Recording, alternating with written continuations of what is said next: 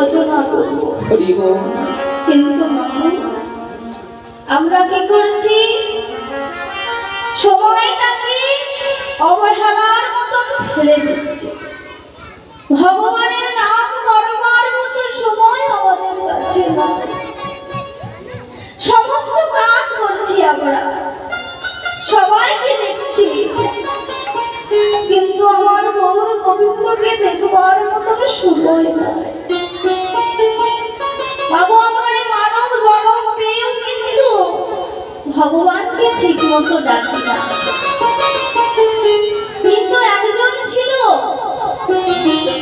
যে পক্ষী বলে জন্মগ্রহণ করেও ভগবানের কৃপা লাভ করেছিল।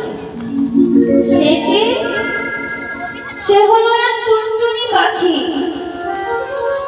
তো কি হয়েছে, যখন কুরুক্ষেত্রের মেদিনীতে যুদ্ধ হবে তার ঠিক 3 দিন আগে সেই কুরুক্ষেত্রের মাঠে রাজার পেয়াদা এসে সবাইকে বলে গেছে যে পক্ষী, খেচর, দত্তি, দানব, মানব, মানবী যে কুরুক্ষেত্রের মাঠে রয়েছে তারা যেন তাড়াতাড়ি এই স্থান থেকে অন্যত্র চলে যাও। কারণ সেই কুরুক্ষেত্রের মাঠে কুরু আর পাণ্ডবদের যুদ্ধ হবে। তো যেই না এই ঘোষণা হলো বাবা, কি হয়েছে, টুনটুনি পাখি তার 5টা বাচ্চা আর স্বামীকে নিয়ে যে কুরুক্ষেত্রের মাঠে একটা বড় বট বৃক্ষ ছিল, সেই বৃক্ষের ঘটরে তারা বসবাস করত। তো সেইখানে যখন বসবাস করত তারা তো এক ক্ষুদ্র জীব। তো সেই টুনটুনি স্বামীটা বলছে, হ্যাঁ গো শোনো না, দেখো আজ থেকে প্রায় 3 দিন পরে এই কুরুক্ষেত্রের মেদিনীতে কুরু আর পাণ্ডবদের যুদ্ধ হবে। তো আমরা তো ছোট্ট ক্ষুদ্র প্রাণী, সেখানে কত মানব মারা যাবে, কত রাজারা যুদ্ধ করবে, তো আমরা তো প্রাণে বাঁচবো না। তো আমরা যদি না বাঁচি আমার এই বাচ্চাদেরকে কে দেখাশোনা করবে? চলো আমরা কোথাও চলে যাই, আর এখানে আমরা থাকবো না। তখন সেই টুনটুনি স্ত্রীরা বলছে, দেখো স্বামী, তুমি গেলে চলে যাও, কিন্তু আমি যাব না। দেখি আমার গোবিন্দ কি করে। বাবু দেখো, এক পক্ষী বলে জন্ম হয়ে ভগবানের কত ভক্তি, ভগবানের প্রতি কত ভালোবাসা। তো সেই টুনটুনি বলছে, তুমি চলে যাও স্বামী, আমি যাব না।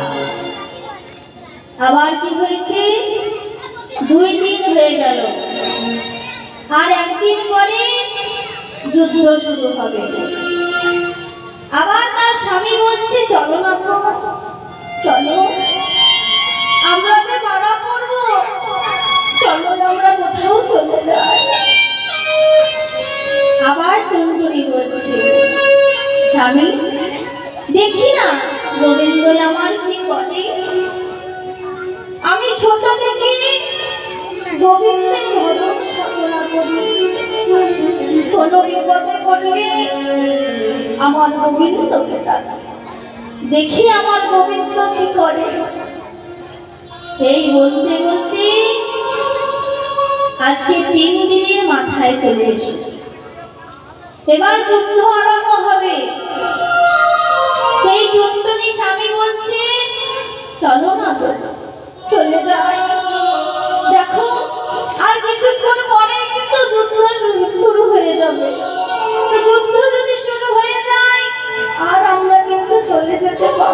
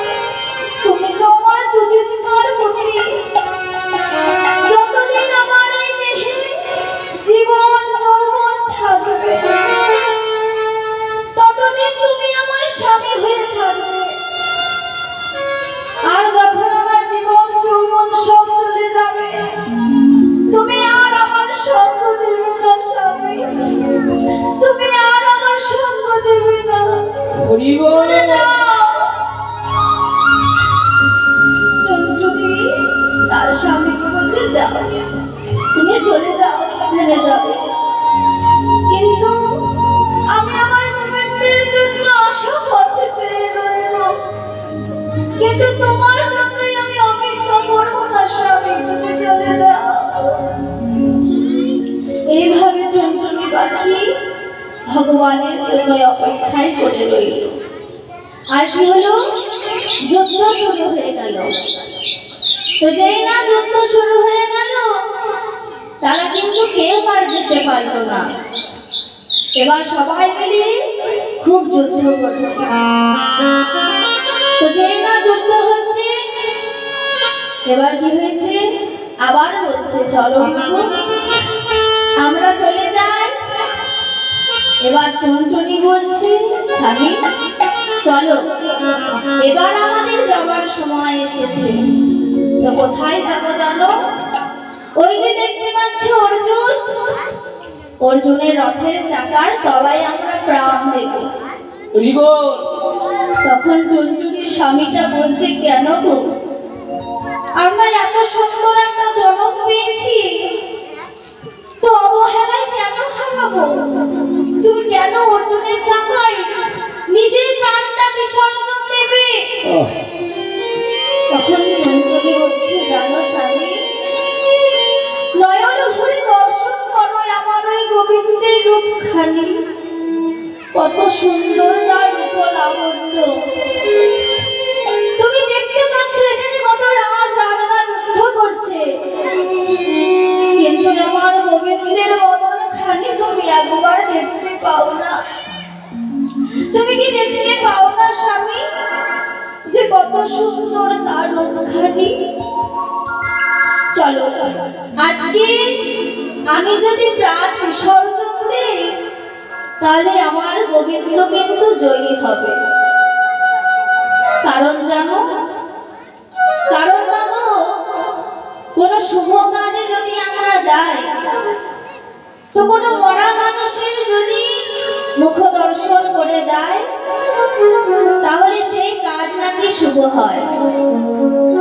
তবে যেমন তেমন মরা দেখলে হবে না, যে বিষ খেয়ে মরেছে, গলায় দড়ি দিয়ে মরেছে, তাদের মরা দর্শন করলে কিন্তু শুভ হবে না। তবে কোন মরা দেখতে হবে? যে দিনান্তে নিশান্তে সব সময় কৃষ্ণ কথা বলে, কৃষ্ণ কথা বলে, যে সব সময় হে গোবিন্দ কৃপা করো বলে ডাকে।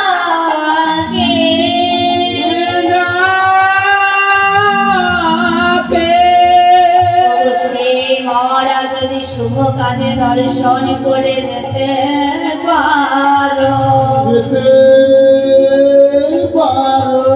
তবে তোমার শুভ কর্ম সফল হবে।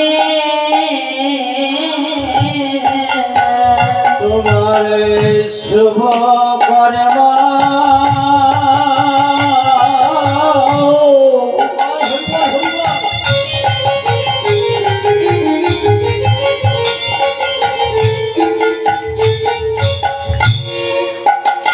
তোমার সার্থক হবে।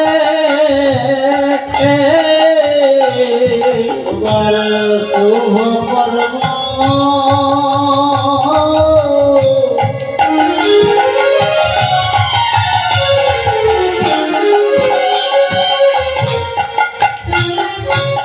সফল হবে।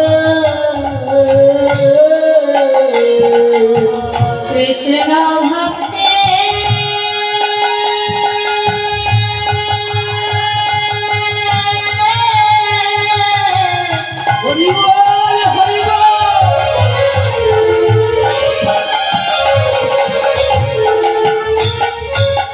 মুখ দেখিলে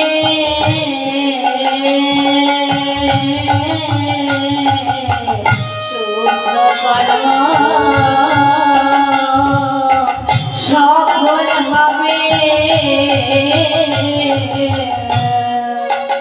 তোমার কৃষ্ণ ভক্ত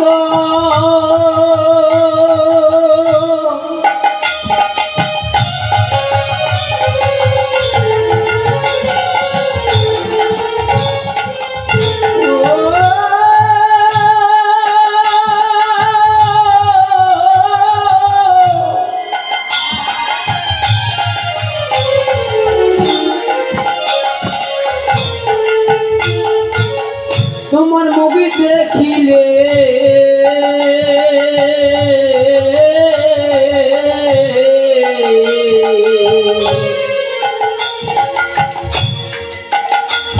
তোমার কৃষ্ণ সফা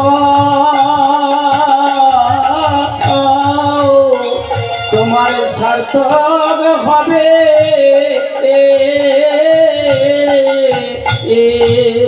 কৃষ্ণ ভক্ত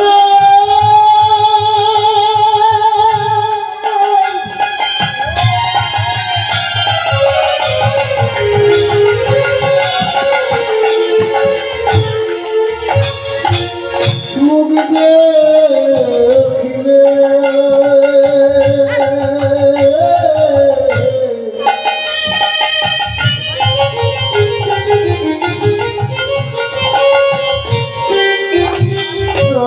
জয়ী হবে সেই ভগবান কৃষ্ণ ভক্ত মুখ দেখিলে আমি যাব ওই কৃষ্ণ ভক্ত মুখ দেখিলে প্রাণ করিব আমার কৃষ্ণ ভক্ত মুখ দেখিলে হবে সেই সরলে ওই কৃষ্ণ ভক্ত মুখ দেখিলে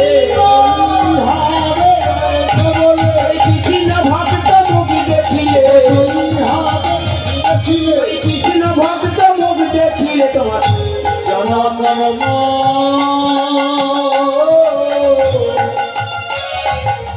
সফল হবে। এবার যেই না টুনটুনি পাখিরা তার স্বামী আর 5 সন্তানকে নিয়ে সেই অর্জুনের রথের তলায় পড়ে গেছে, অমনি গোবিন্দ চিৎকার করে অর্জুনকে বলছে, অর্জুন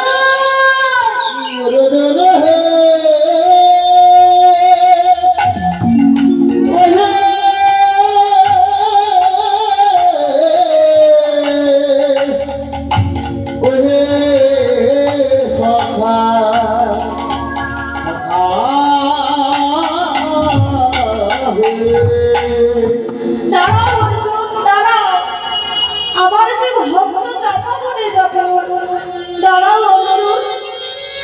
গোবিন্দ আমার অর্জুনকে থামিয়ে দিয়েছে আর অর্জুনকে বলছে, শোনো সখা, তুমি ওই যে দেখছো দুর্যোধনের ওই হাতিটি আছে,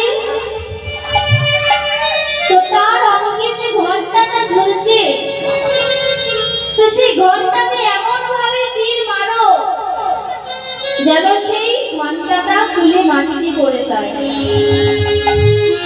তো কি হয়েছে, অর্জুন গোবিন্দের কথা মতো সেই কাজ করেছে।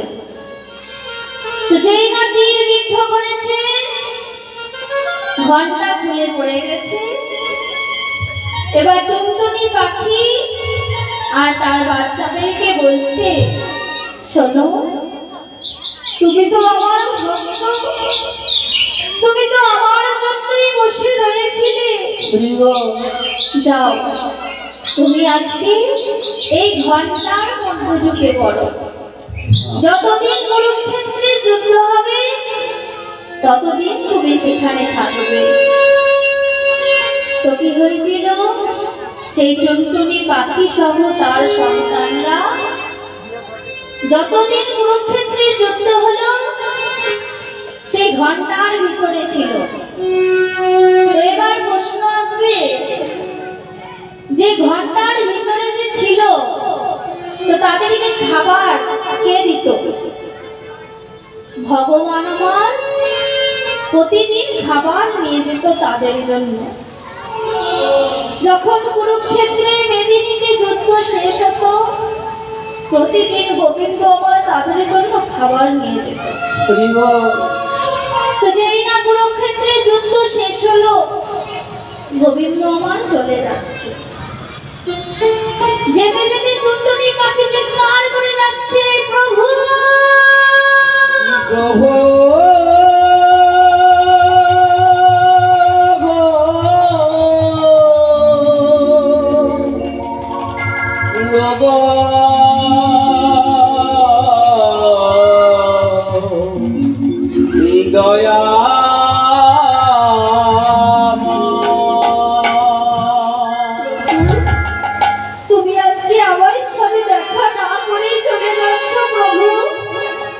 কেন প্রভু, আজকে তোমার জন্যই আমরা বেঁচে আছি, তো সেই তুমি আজকে আমার সাথে দেখা না করে চলে গেলে।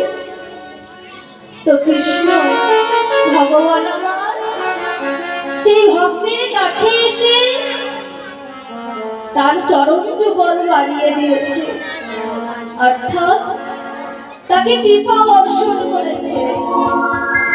মাগো, সেই পক্ষীগুলি জন্ম টুনটুনি পাখিটা যদি গোবিন্দের কৃপা লাভ করে, এই সুন্দর মানব দেহ না পেয়েও যদি কৃপা লাভ করতে পারে, তো আমরা কেন পাবো না গো মা?